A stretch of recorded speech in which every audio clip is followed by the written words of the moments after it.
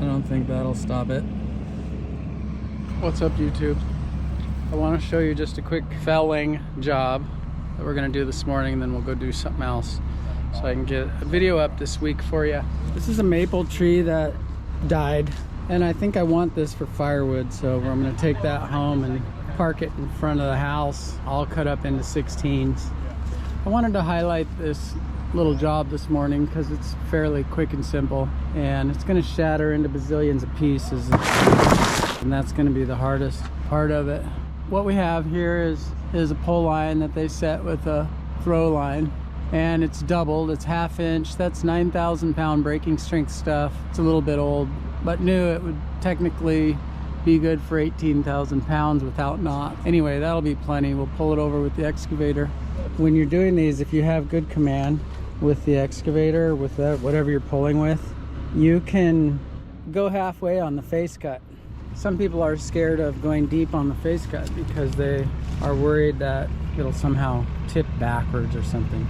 But if you have the proper pulling power, then you got it handled. And if you don't have the proper pulling power, you definitely shouldn't be trying it, especially with a face cut that's too far forward, because you're making the rope work harder because the tipping point is moved way forward and all the weight is behind it. The tipping point is nearer the middle and you have good pulling power, then it's easier on all the pulling implements.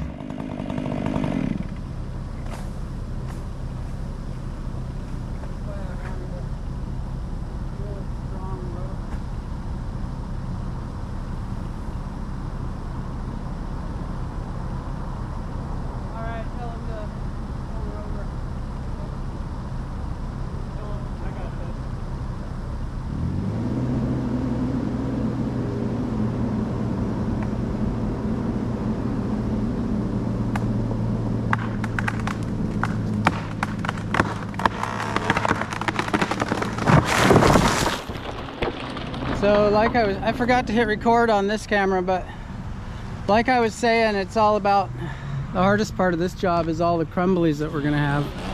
It's good firewood though. Bone dry maple is just primo, ready to go in the wood stove. I'll definitely be taking that home today. So did that make sense, what I was showing you? When you're pulling a tree that leans back, as long as you have very commanding pull and there's no weakness in your rope or your anchor points, you're not attached to part of the tree that might break out before it tips the whole thing, you're not going to lose traction. If you have super mega command, then you can make that commanding effort even easier for all of the parts that are involved in pulling the tree down, whether it's the anchor point attachment, you know, the sturdiness of the point that you tie to on the tree, because that's going to be pulled pretty hard. So if you have to pull that over center, it exerts a lot of pressure on that spot, which it can cause the tree to break up above instead of down on the hinge if you don't do it right.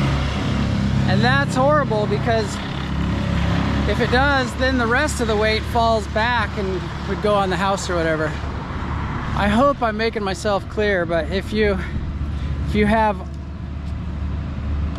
really good command and strength in your rope, your pulling implements, and your anchor points, you can cut deeper in the notch and make it easier for the tree to tip. Less power, less force required for pulling, and less force on the rope and less force on the tree to get the same result of tipping it over into the spot. I think that's an interesting point, and that's why I'm talking about it, because I see a lot of misinformation about hinge, and I see a lot of misinformation about notch depth. So somebody looks at a textbook and says you're doing that wrong. It's supposed to be 1/3 the diameter of the tree, or 1/15, or there's a lot of different things people say, and they're trying to like solve every problem with one fix, and it's not right. And that's why I'm talking about it, because when you get on YouTube and you start showing things, not that I do everything proper, wouldn't want to give that impression, but you hear everyone's opinion, and oftentimes there's this group of people that talks to you that only knows what they've been told and doesn't know why things are done. And those are the dangerous type of people, because when you get those type of people in, especially when they're controlling, making rules about safety, then they take a bunch of tools out of the toolkit of a person far more qualified than they are.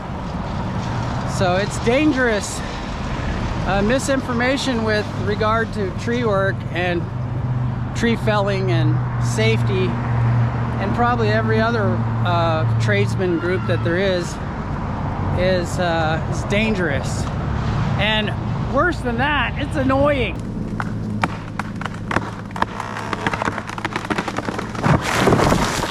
I wanted to walk over to this other job and show you guys what we're gonna do, because I don't know, it's kind of like day in the life.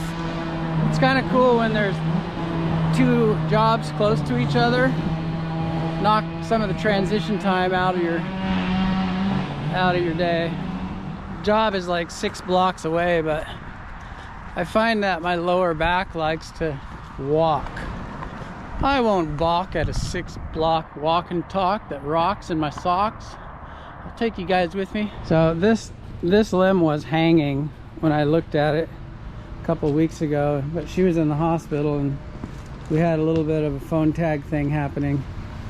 It was hanging from up there, and it looks like it broke and fell down perfect. So this job, the rigging just got a lot easier. We'll just pick it up. Or maybe I could take you by the saw shop and show you this guy Nick. He runs the local saw shop, and I could show you his automated chain sharpener. He has a grinder that advances the chain, grinds, advances. All right, this is Nick Hodema from Lewis Power and Equipment. How you doing? And tell me about this thing. What's it called? It's I call it Franzen. It's a German-made automatic chain sharpener, basically. It's not 100% automatic. You still have to do some setup on it. But once you kind of get all your preliminary settings done, it's very easy to do like a run of, say, 325 or 3/8 pitch chain. So like right now, I got 325 chains to do. Yeah, we were outsourcing our chain grinding, and that had its own set of headaches, and so I was looking for a way to bring it back in-house, and so the money for this machine and the amount of chains that we sharpen, it penciled, so bought it. So I'm not gonna ask how much, because that'd be rude, but it looks kind of fancy. Oh, I don't care. It was about 24,000. Dang! Yeah. So you're in the business, so you got to make those kind of purchases. Yeah. I understand that, because I got a $100,000 chipper. So basically, it does the cutters and the rakers at the same time. Interesting. So you got two different grinders on it, one for the cutters, one for the rakers. So this is spring tension. Yep. Kind of thing. Yep. So you can run up to a 42-inch chain.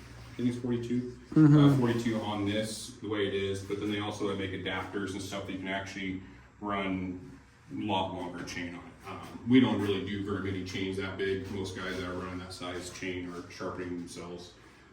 So yeah, we routinely do 20, 24s, even 32s, but anything bigger than that, usually the guys that run those are sharpening themselves. So and there's some kind of computer differentiation on whether it's full comp or full skip, or yes, it can do full comp and full skip. It cannot do semi-skip, which I actually didn't know about that until actually I got the machine, so I was a little disappointed when I found out about that. Yeah. Fortunately, we don't see that much of it, but we end up just having to do it manually when we get those in. Right. Well, let's see it. Let's see it work. So right now, I was just kind of playing around with it, kind of getting it ready. So I kind of have it somewhat set up for this chain.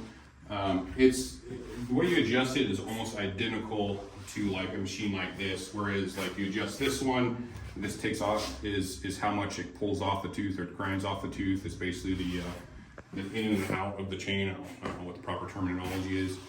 This one is the up and down. So how much of a gullet you're taking out.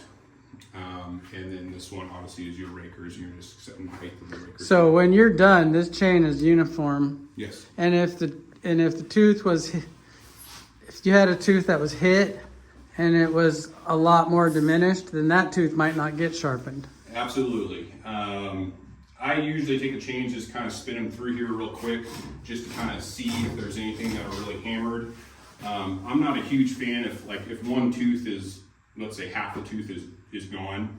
I usually don't set it to that one because it'll still cut even without that tooth. Exactly, So, and you could do that one by itself. yeah, and it's one of those things I'd rather get more life out of the chain for the customer versus take half his teeth away to fix one tooth. And there's a bunch of myth surrounding uniformity. One or two odd teeth that are, hammered back and filed at a different depth, overall size is not going to make the chain run out or cut like a banana. And routinely we'll get chains in that teeth are straight up broke off, and so it's like, the chain's not junk. It's just Exactly. Good point. So, and if it's bad enough, I'll actually, like if it's a steel chain, if there's enough teeth missing, I'll take it and I'll put new cutters back on it for the customers so they can keep the chain going. Oh, that's cool. That's we cool. Also keep cutters around so we can put some back on. Well, let's see this robot work. So here is your cutter count. It doesn't go by driver count; it goes by cutter count. And I have a little cheat sheet that I did. So like roughly a 84 driver full skip, basically 24-inch chains. You're gonna have basically 20 cutters on it. It doesn't have to be exact. So if it like goes over the same teeth multiple times, it's not gonna grind any more off. It's not gonna magically adjust things or anything like that. So it doesn't matter if it does it two or three times or whatever. So cool. So right now, set up in manual mode so I can manually kind of adjust everything. So I'm gonna set manual mode, turn this cutter on, the grinder on, and then I always feed it through. Oops, sorry. Feed it through a couple times, make sure it goes through smoothly.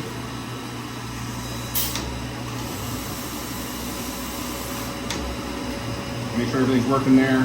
And then I always have my hand up here so that when I do feed it or have the grinder come down, that it doesn't actually go down too far and cut into the links, basically. Yeah.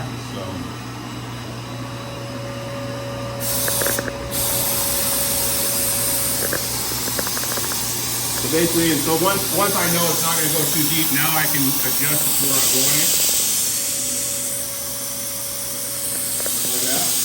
That's basically where I want it. It's not doing any grinding yet. I'll do the actual adjustment while it's actually automatically going. So, and then, I kind of do it by eyesight now. When I first started doing this, I would actually put a raker gauge on this, and I would grind or file off the one raker here to exactly where I want it, and then I would advance it and then basically feed this to where it just barely touches that raker, and then I know they're all set at the same height. But now that I've done it enough, I kind of know how much to grind off the rakers to. It's more or less just eyeball. I'll usually check it at the end to make sure my rakers are either not way too tall or way too short type thing. Yeah. So, Rakers. I'm just gonna get it going now, and then we can see how I quickly adjust it. Oh, and it does have a vacuum that actually is adjusted or turned on by it, so it's vacuuming out your grinding dust basically. Which that gets dirty very quickly. It's got to be cleaned out at least once a week. Yeah.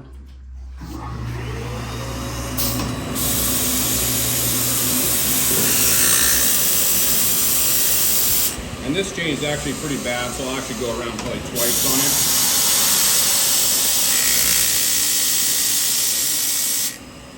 A little deeper on it.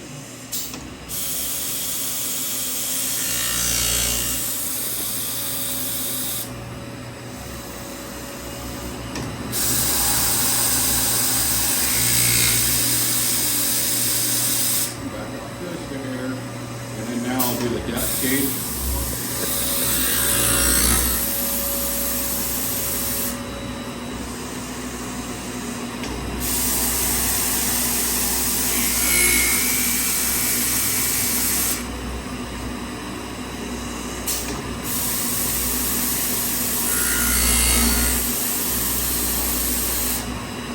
Like that.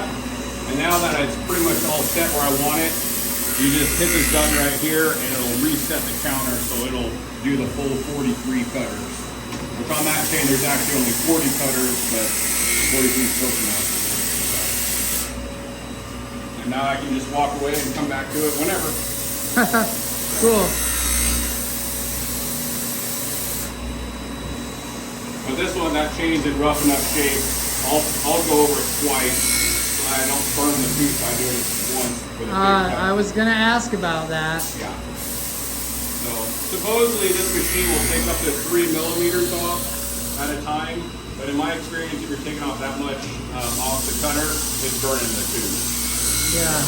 So the point he was making, if you didn't hear him, was he'll go over a chain twice rather than take too much at any one time.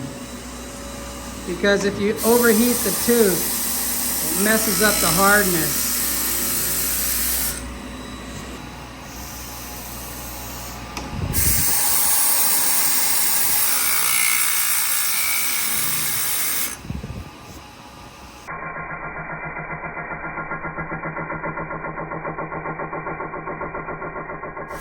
So come down to Lewis Power and Equipment if you're local and get your chain sharpened by the robot. We appreciate it.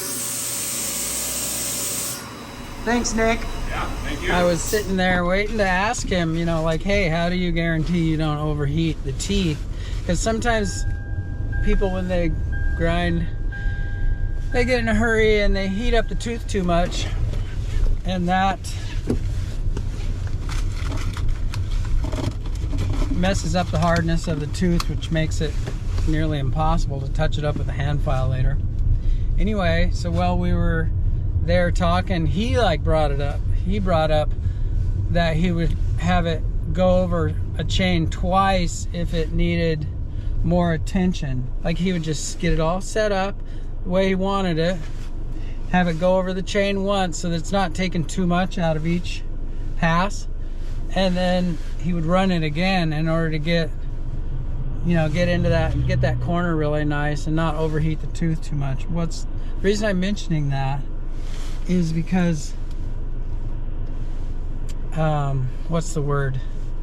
I'm looking for a really good word to describe why I like that, and it's eluding me at the moment. I'm gonna get it. Conscientious. So you want the guy that's filing your chains, if you're handing him a bunch of chains. Not that I've ever done it. I've never given my chains to a shop to have them filed, but some people do. So you want your guy to have a heart for the tooth, for the chain, and not get in a hurry and ruin the chain by taking too much and heating it up. So he had the perfect plan for that, and what I love about it is his conscientiousness was what brought it up. It was one of those questions that, as the interviewer, I was going to have to ask him that I wasn't really looking forward to if it was going to make an awkward moment. But it ain't awkward if the guy's transparently honest. That's what you want in a guy filing your chain. That's what you want in any tradesman or any friend, any person that's in a place of service or a place of leadership, or both.